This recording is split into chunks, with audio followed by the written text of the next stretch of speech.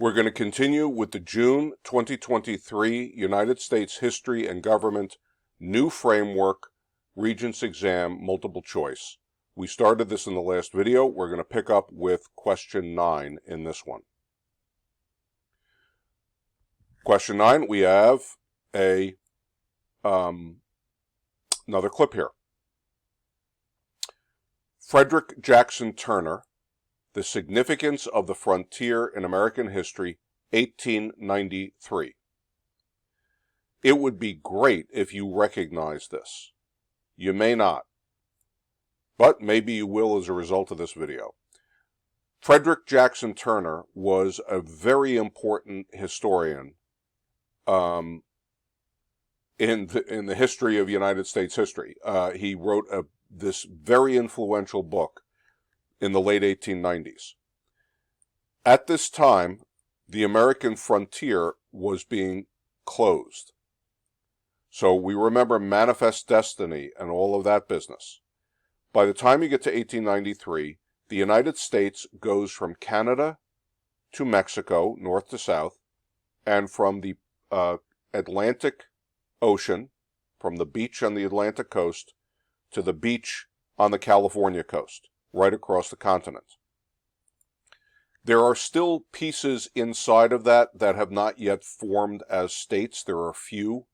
But basically, there was no part of that landmass that you did not have people settled on, that was not established as U.S. territory, that was not in some way, to some degree, being used productively for farmland or ranch land or something like that.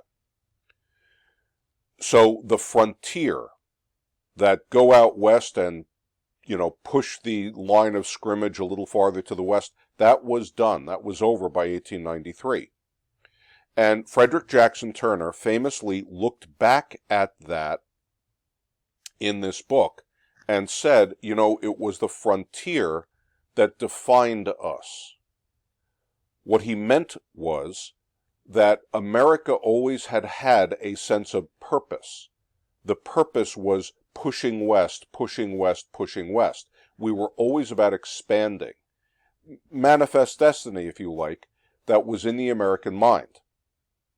The second thing he says is the frontier had always provided a safety valve for society and a kind of driver of new ideas. And what he meant by that is this. If you're the kind of guy who is a bit of a loner and a bit of an oddball and kind of aggressive and kind of tough and thinks differently from a lot of people around you and has trouble kind of getting along in a closed group, you are going to have a lot of trouble in cities over on the East Coast. You're going to be a troublemaker, and it's going to be a problem. Those very same qualities, though, are what are going to help you survive and prosper on the frontier. So what's a liability and a handicap back in the cities becomes an asset and a tool if you're out on this frontier where you have to fend for yourself and you got to stake a claim to a new piece of property and you got to survive a tough winter all by yourself and come up with new industries and new jobs and kind of be an outsider. So the frontier had always been a place for people who didn't fit in back home to go. It gave people from minority groups a chance. You remember when after the Civil War, African Americans are now free. Many of them stay in the South as sharecroppers. You should remember what that is, and if you don't, go look it up. Some of them eventually will go to northern cities and work in factories. But a lot of the blacks of the South, particularly the black men, go out to the West and work as real cowboys. That is, they work on the cattle ranches. Hundreds of thousands of cattle out there on the Great Plains, and these guys would work all day and all night for months at a time, camping out with them.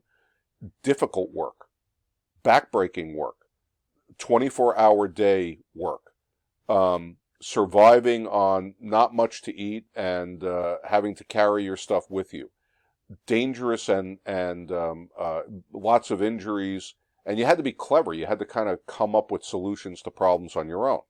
Well, so what? If you're out in that situation, you're a cowboy. You're with a dozen other guys who are working that ranch. Do you care what color the guy standing next to you is? Doesn't matter. You care about whether he can do the job and whether he's going to have your back in an emergency. That's all you care about. And all of a sudden, there's this kind of equality, but it only happens out there on things like the frontier. If you're in a religious minority group, you don't fit in with the nice people back home who are the right religion. But you go out on the frontier, you can start your own little village or community, and you can worship however you please. So Frederick Jackson Turner's thesis was that the frontier is really what both defined America, gave it a kind of energy, and gave it a place for people who were different to go and find their own prosperity. He writes the book in 1893. It is still talked about. Okay, let's take a look at the actual quote here. Thus, American development has exhibited not merely advance along a single line, but a return to primitive conditions on a continually advancing frontier line, and a new development for that area. American social development has been continually beginning over again on the frontier. This perennial rebirth, this fluidity of American life, this expansion westward with its new opportunities, is its continuous touch with the simplicity of primitive society, furnish the forces dominating the American character. Okay, in other words, what's he saying here? The personality of what we consider sort of the archetypical American has been driven by human beings, Americans, going out to a place where nothing matters. Social status doesn't matter, how rich you are, how poor you are. You're constantly starting over again on the frontier. Perennial means every year. Annual, so we use it more loosely just to mean a continual, over and over and over again, rebirth as we are constantly expanding westward. Going back to primitive society where your last name or who your dad was or how big your bank account didn't matter, and you had to remake yourself. You had to reinvent yourself. You were whoever you made yourself to be, and if you had the drive, great, and if you didn't, that failure was on you. That's what sets up the American character, according to Turner. And it's still a controversial thesis. What geographic feature does Frederick Jackson Turner suggest as primary in the creation of the American character? Well, the Mohawk Valley, he does not mention. The Mohawk Valley, you may remember, is upstate New York, which was kind of a frontier, I guess, in very colonial days, but very early on, that's no good. The Great Lakes, again, that's too specific. He's not talking about that specifically. The irregular coastline, that was a feature of the colonial period that mattered, all those little ports along the bumpy coastline of like New England. That's not what he means here. The unsettled wilderness, the wilderness where nobody had started farming yet, nobody had built a village yet. That's what he's talking about. That's the frontier. So that's the correct answer there. Which federal action is most consistent with the ideas expressed by Turner in this excerpt? Okay. The Federal Reserve Act. The Federal Reserve Act created the Federal Reserve Bank. If you remember the National Bank back under Hamilton, it goes out of existence. It sort of revived in the early 1900s with the Federal Reserve Bank. Their job is to manage the money supply. The basic law of all economics is supply and demand. The more money there is in the economy, the more dollar bills there are in the economy, the less each one is worth. If they're easy to get, I want $2 bills for a candy bar. If there are fewer dollar bills, I'm willing to give you a candy bar for just one because they're rarer and more valuable. The Federal Reserve Bank manages that to try to control inflation, deflation, and also employment and unemployment. That has nothing to do with the frontier.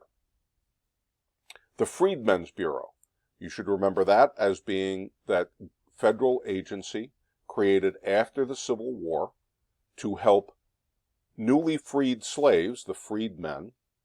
It also, by the way, don't forget, helped the very poorest of whites in the South by trying to provide with education, get them started with their own farms, provide basic medical care.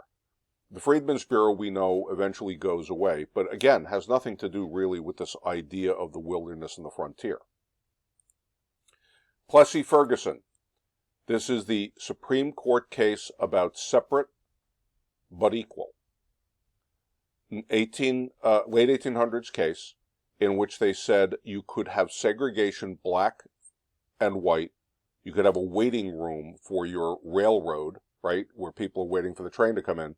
One for blacks and one for whites to separate them because the whites didn't want the blacks in their space. And the Supreme Court said that's okay. Separate but equal is okay. It's only later, in the 1950s, Brown versus Board of Education, where the Supreme Court starts to say, wait a minute, the Constitution doesn't make it, there are no such things as black citizens and white citizens, there's only citizen and not citizen. So you can't separate them out, that is unfair and illegal. That also has nothing to do with this. The passage of the Homestead Act. If you remember the Homestead Act from the Civil War, it gave free land to people who were willing to go out to the unsettled wilderness, plant, a stake in the ground, claim the land for their own, and sit on it and actually turn it into a farm for a number of years. So if you went out, you found a spot of land unclaimed yet in federal territory, stuck a stake in the ground, built a farmhouse, built a farm, and sat on it for 5 years, it became yours. And it was a way to encourage people to go out and settle that frontier. So this is the correct answer for this one. Okay, let's look at 11 and 12 here. Democratic Party platform, 1900.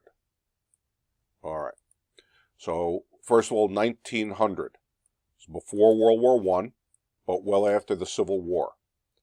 It would be great if that triggered an idea in your head. Maybe this is going to talk about the progressive era, because this is the era of progressivism. Maybe it's going to talk about populism. Populism at the time, populism has meant several different things in American history, but around 1900, progressivism was the idea that government could help to solve some of society's problems by creating rules that would make life fairer. So government would step in and do things like break up monopolies that were interfering with competition. Government could step in and make rules about safe food and drugs, the Meat Inspection Act, the Pure Food and Drug Act, about truth in advertising, the Federal Trade Commission. The progressives also wanted to clean up corruption in government. Eventually, they would do things like get an amendment so that senators were not chosen by the state legislature as they had originally been, but voted on by the people of each state. So that's what progressives were about. And progressives were mostly around cities. The populists were sort of the progressives of the rural area, the farm country. The populists were concerned that little farmers, average Joe farmers, were getting screwed by the big railroad companies that were monopolies, and the big farm companies that were buying up land. And so they wanted government rules. The Interstate Commerce Commission, which originally set rules for railroads to make sure that they were charging the same rate to everybody, not giving unfair deals to big farmers and kind of screwing the little farmers. The populists were sort of the progressives of the rural areas. That's a basic idea to help you keep the framework, right? So that's the period of time we're talking about. Maybe it relates to that. It's the Democratic Party platform. So a platform, when we talk about political parties, is their agenda, if you like. Each of the parties, think of it this way. You're going to run a candidate for president, right? That candidate is going to stand up on a stage, on a platform, and speak to the crowd. Well, that became a metaphor then for what are his stands on the issues.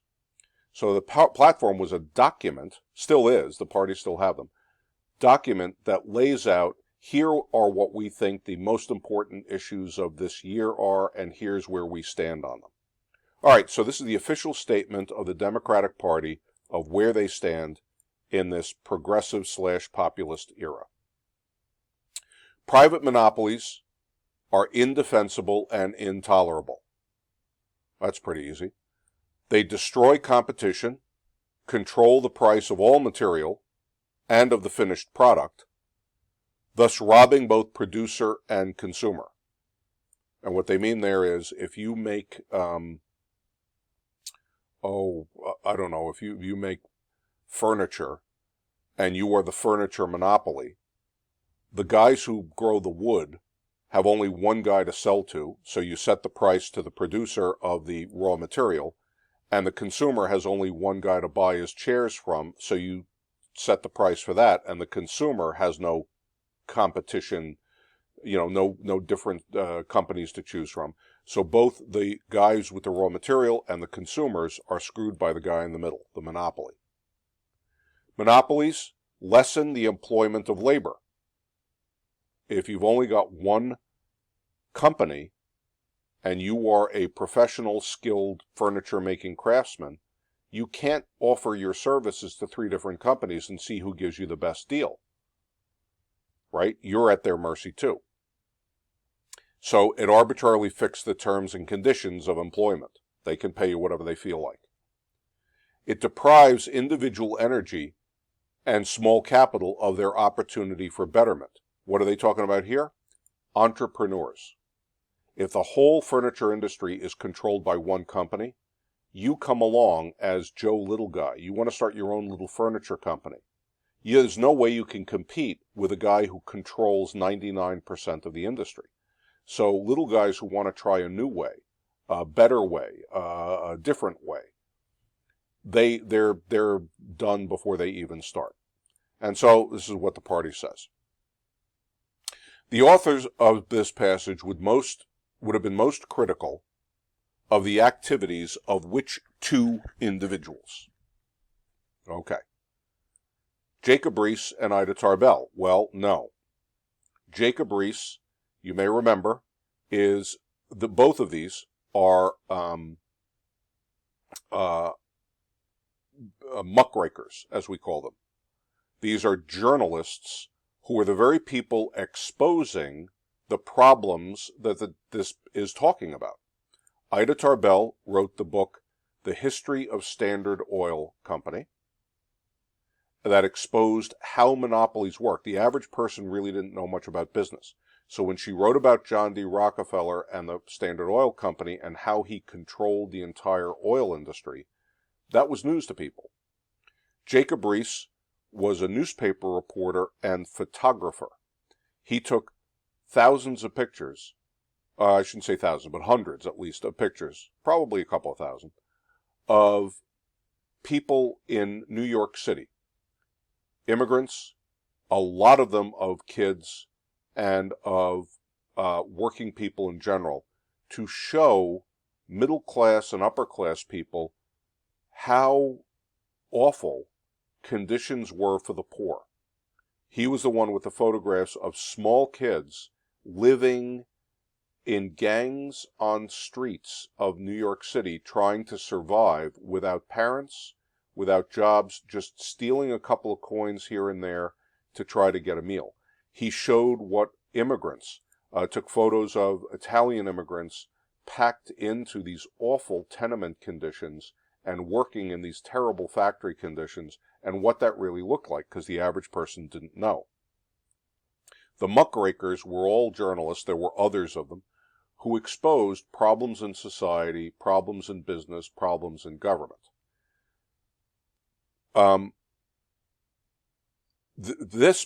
These folks at the Democratic Party, they're not going to be critical of this. This is exactly what they're talking about. They're making this platform because of the work of these people who showed them the way. William Jennings Bryan and Eugene Debs. Eugene Debs was the head of that union, the American Railway Union, that led a strike against the entire railroad industry because of the monopolies of the railroads that were, he thought of as screwing the working guys who were working for them. So he was a big union leader, later became a candidate for president on the Socialist Party. He wanted the government to take over big industries like the railroads because he said the guys running them were too greedy and you couldn't trust them. William Jennings Bryan was the presidential candidate of the Democratic Party. So he's one of the guys who's actually supporting this, and he's the guy advocating for this. He was a populist. He came out of farm country and largely advocated on behalf of the small farmers against the big, powerful industries. So again, he would have been on board with this, and he actually was the guy running with this as his platform. Margaret Sanger was the founder of Planned Parenthood. She wanted to use new birth control methods, and this is something that you don't often get talked about, but really her goal was to keep Southern Europeans and other races from having kids. So Planned Parenthood was founded to shut down Black, Italian, Greek, Eastern European, Jewish people from having children.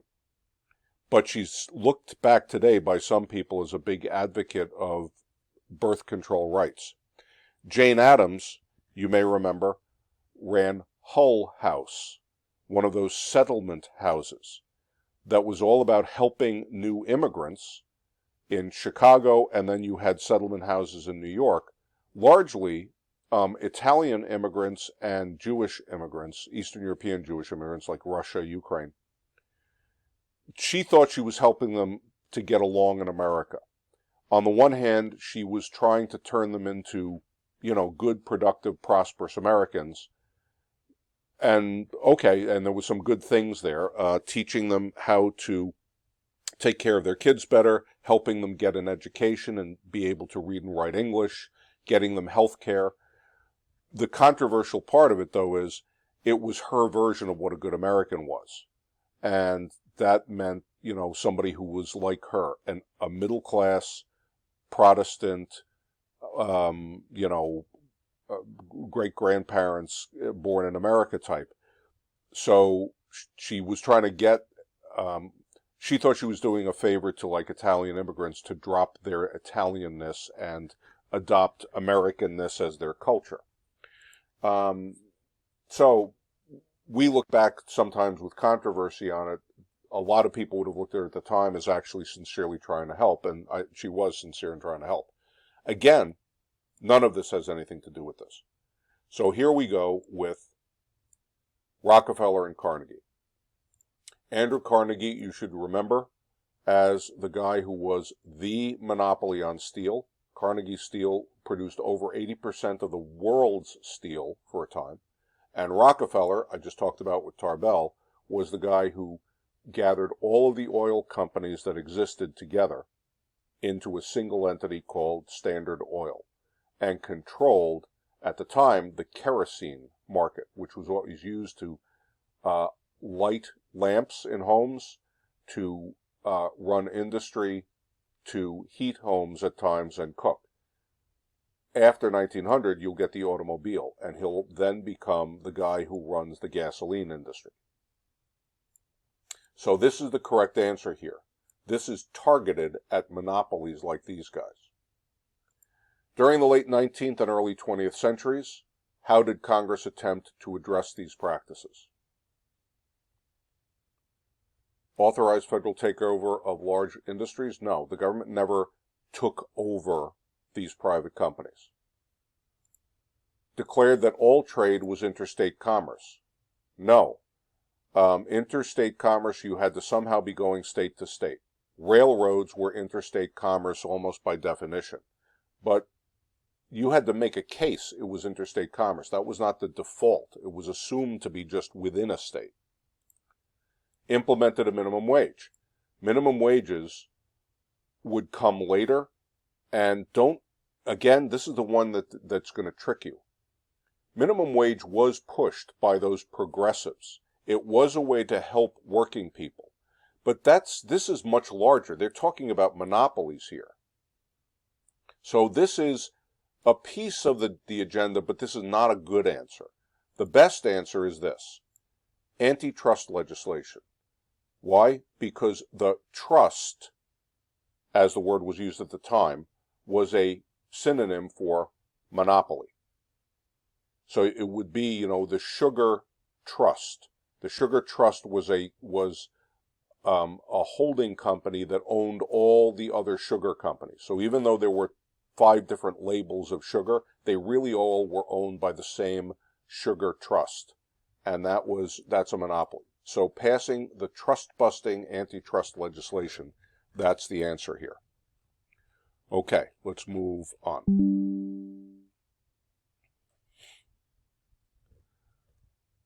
New York Journal and Advertiser. So this is the a newspaper. The New York Journal, newspaper in New York, 1898. Be great if that date triggered in you, Spanish-American War. That's the date. And the Spanish-American War, we know, was largely driven, the U.S. involvement in it, by the newspapers. This is the era of so-called yellow journalism. The 2 biggest newspapers in New York, the New York Journal, and then the other one was the New York World, published a comic inside of them. This is where the word comes from, in case you don't remember. The comic was called The Yellow Kid. It was about a kid who had these adventures, and it was kind of a sarcastic comic strip where the kid had adventures as a kid, but really it was also kind of commentary about society, sometimes government, sometimes, affairs in America, that sort of thing. And the kid, that's all he was ever known in the comic strip, the kid, was called the Yellow Kid because he wore this big oversized t-shirt that was yellow. And it really was a way to test printing in color. Printing in color is a bit tricky to do, particularly at that time. So they ran the comic strip in color, and it was a way to see how do we do this and how do we make it work. Both the Journal and the World, even though they were competing newspapers, oddly enough, ran the same comic strip. And so they were called the Yellow Journals because they had this Yellow Kid comic strip. Yellow journalism, therefore, comes to mean a kind of journalism that's all about scandal and emotion and anger and getting you outraged, and as a way to sell newspapers. And you might say, well, that's nothing new, because much of our, social media today is all about triggering your shock, your anger, your outrage, your scandal. And so what does it focus on? Sex, violence, and here's why you should be pissed off about something. Here's why you should be aggrieved about something. Well, Back in 1898, the Journal and the World were doing the same thing. We know that famously, the most famous example of that was the Spanish-American War.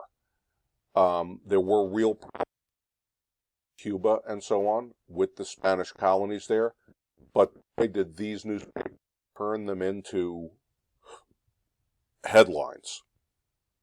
Here, February 1898, destruction of the warship Maine was the work of an enemy. Really? The USS Maine, you remember, U.S. battleship, parked in Havana Harbor.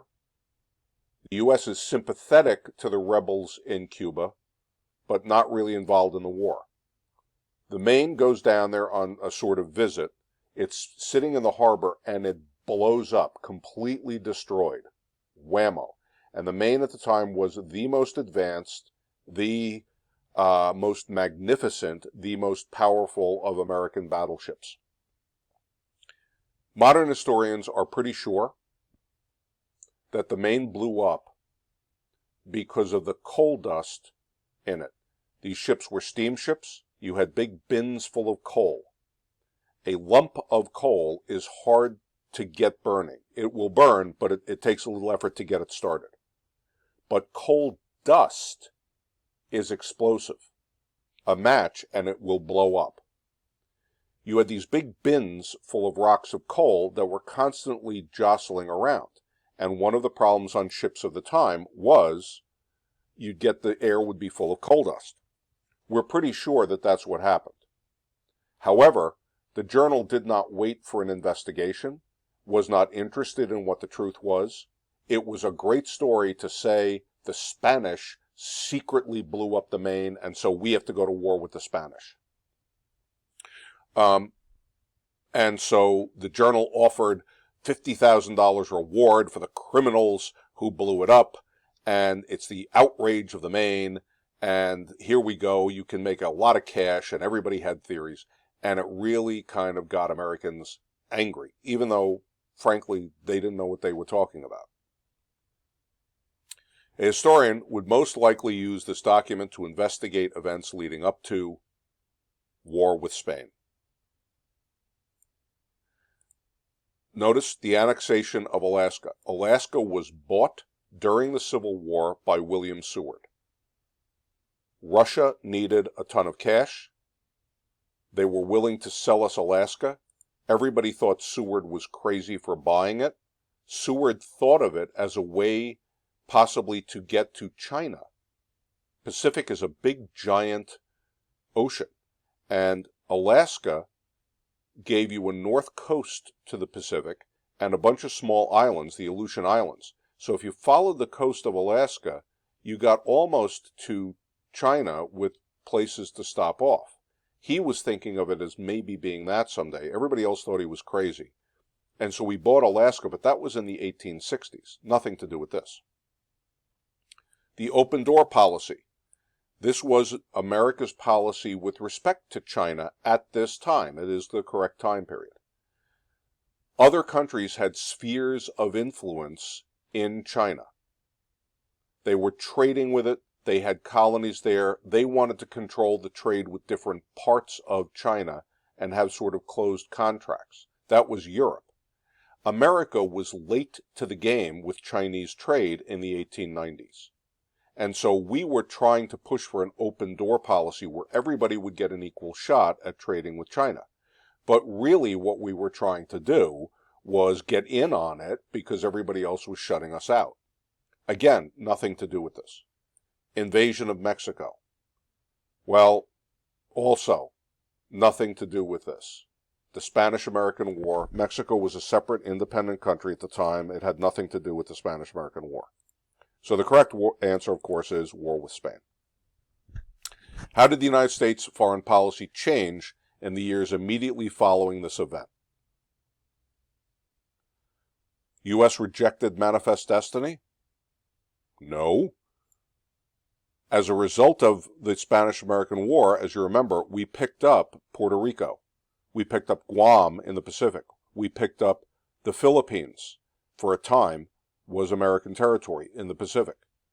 We didn't give up manifest destiny. We expanded it beyond the continent of the U.S. to have all these colonies around the world. The United States became more isolated. No, again, we're going into places we had never been before and turning them into kind of American colonies. So we're not getting more isolated. U.S. pursued a policy of containment. When you see the word containment, kids, think of Cold War. Containment was all about keeping the Russians in their proper place. That's how we thought of it. 1950s, 60s, 70s, and really the 70s we go away from containment. The idea was communism is in Russia, communism is in Eastern Europe. We have to prevent communism from spreading any further. We have to contain it. That's all Cold War stuff, nothing to do with this. The United States entered a period of overseas expansion. This is correct. Spanish-American War, as I said, we now own Puerto Rico. Cuba is a separate country, but Cuba writes into its constitution that they depend on the United States for foreign policy. Well, that's nice. We get Guam, little tiny island in the middle of the Pacific, but it was a spot that ships could stop at on their way to China. We get the Philippines, which has a lot of natural resources like rubber plants and so on, and gives us a spot right next to China to trade from. And all of a sudden we are taking different, more and more territory around the world. That's the correct answer for this one. Okay. They give you a map on this one. Michael Siegel, Rutgers Cartography. Cartography. Graphane in Greek means to write, and cart is a map. So cartography is map making. 2005. But this is about 1910 to 1970. You see the pattern. So this down here, sometimes this is really helpful. Sometimes it doesn't matter much. Doesn't matter who made the map really for this one. Patterns of African American migration from the South, 1910 to 1970. 1910 is just before World War I. And this takes you up through 1970, which is just after kind of what we would call the civil rights era of the late 50s and 1960s. This is really, and you're kind of extending the dates here a little bit, but the Great Migration. The Great Migration was when African Americans came in large numbers, we see from where? Florida, South Carolina, North Carolina, Tennessee, Alabama, Mississippi, and came north. They came up to Milwaukee, to Detroit, Cleveland, Pittsburgh. They came up to Albany, New York, Rochester, New York, Boston, New York City. They came up from Louisiana to Minneapolis, to Chicago, to St. Louis, and some out to San Francisco and Los Angeles.